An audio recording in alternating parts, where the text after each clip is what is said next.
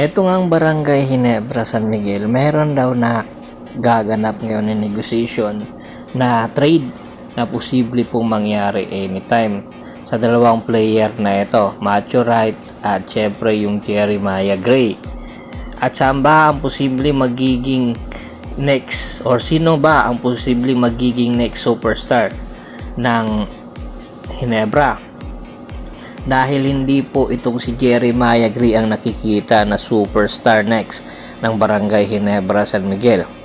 Might happen na itong si Jeremiah Gray ay nauubusan na nga po ng pasensya itong Barangay Ginebra, especially itong sports director na si Al Francis Chua, dahil maganda yung pinapakita ni Jeremiah Gray, kanya lang ay may takot po siya na gumawa ng moves para maging 100% muli. Kaya naman, ayon sa mga balita, ang nangyayaring negotiation ngayon ng Barangay Ginebra at ng Phoenix Fuel Masters involving nga po yung dalawang player na nabanggit natin.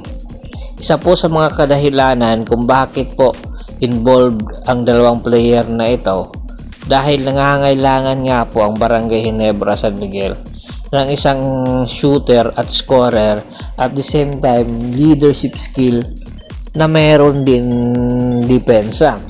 At nakikita po ng Barangay Ginebra ang kakayahan na mayroon nga po itong si Macho Wright. Marami ang nagsasabi nakapirma na po ito sa bagong kupunan niya sa Japan, pero hindi ibig sabihin po na kung meron na siyang kontrata ay hindi na po siya makakapaglaro sa PBA. Tandaan po ninyo ang nangyari kay Jamie Malonzo na ilang game lang po tapos biglang pinakawalan ng Japan, tapos wala na pong napuntahan pa na ibang kupunan at hindi na rin po nakapaglaro sa PBA.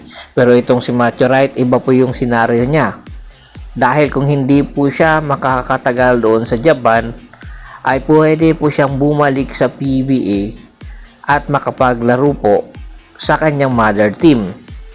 Ito nga po yung magiging senaryo ngayon. Ang Barangay Ginebra ang magiging destinasyon nitong si Macho Wright na posible po mangyari anytime. Katulad po na nangyari kay Arvin Tolentino na nakuha po ng Magnolia. Yun na po yung rights nila, nasa Magnolia na po si Arvin Tolentino, tapos itinrade nila si William Navarro. Kanya lang po hindi po nagamit ng Pure Blend Titan si William Navarro dahil nga nakasama siya sa ban. Itong si Macho Wright, wala na po siya sa ban kasi nga po ang tagal na lang naglaro sa Japan. Kaya ang mangyayari kung sakaling matuloy ang negotiation, itong Phoenix Fuel Masters ang magiging destination nga netong si Jeremiah Gray, na kung saan po pwede po mangyari ngayong conference or sa Philippine Cup na konferensya. Ang magiging destinasyon ni Jeremiah Gray ay itong Phoenix Fuel Masters. Isa sa mga kadahilanan ay gusto nga po ni Charles Joe na makuha itong si Jeremiah Gray. Nakikita niya yung potensyal at gusto niya lang kausapin na huwag mag-alala na hindi pa dapat niya i-100% maibuhos. Alam natin na itong si Jeremiah Gray ay merong takot ito na nararamdaman dahil 2 beses na po siya nagkaroon ng ACL injury, kaya hindi po niya talaga maibuhos ang kanyang 100 performance. Bagamat hindi po siya 100% pa, ay nakita po natin yung pangangailangan ng Ginebra sa scorer ay naibigay niya po sa mga huling laban ng Barangay Ginebra sa Governors Cup. Dapat ito rin yung pagtuunan ng pansin nyo ng Barangay Ginebra, San Miguel. Dapat ba nilang pakawalan itong si Jeremiah Gray or mananatili ito sa Barangay Ginebra at mag-focus ang Barangay Ginebra, San Miguel na i-improve at mawala yung takot nitong si Jeremiah Gray?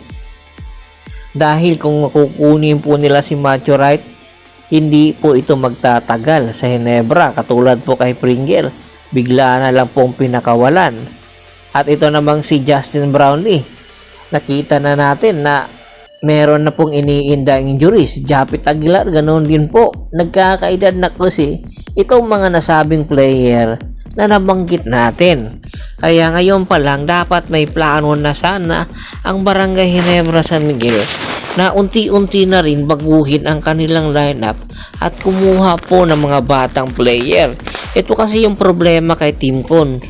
Pag si Tim Con kasi yung naging head coach or coach, ay talagang hindi niya pinaglalaro yung buong kupunan niya. I mean, yung mga player niya na sa lineup, sa official lineup. 7 hanggang 8 player lang po ang kanyang pinaglalaro. Ito yung problema ngayon. Kanya lang, pinaglaro niya itong si Jeremiah Gray. Kanya lang, hindi ka talaga. Marami rin ang nangangamba na baka sakali nga po na ibuhos ito ang minuto kay Tim Con, ni Tim Con kay Jeremiah Gray. Bigla rin ito magka-injury. Kaya ngayon, marami ang nagsasabi, pakawalan na si Jeremiah Gray. Meron din nagsasabi na manatilihin dahil ito ang magiging muka ng Barangay Ginebra San Miguel. Tingin nyo ba? Ito nga ba? Komento na sa baba ng video at pag-usapan po natin yan. Once again, this is Percival Monteron at your service. Don't forget to subscribe to my channel at don't forget to click the notification bell button para nga po maging updated palagi sa kwentuhan. Bago pa natin tapusin ang ating kwentuhan, shoutout muna tayo sa mga solid followers na labing po sumusuporta sa atin. Kay Kagawad at sa kinudukusin ng Hagkonoy Bulacan, Anthony Lakialon at sa Lakialon Family, Domingo Buob, Ricky Lanza ng Ricky Rider TV Nutan sa Cavite. Pag-bisita rin po ng Facebook fanpage ko, Press PH3, Polgoso at Bostor para po sa mga karagdagan sport balitang ang muling pintuan. Maraming salamat po.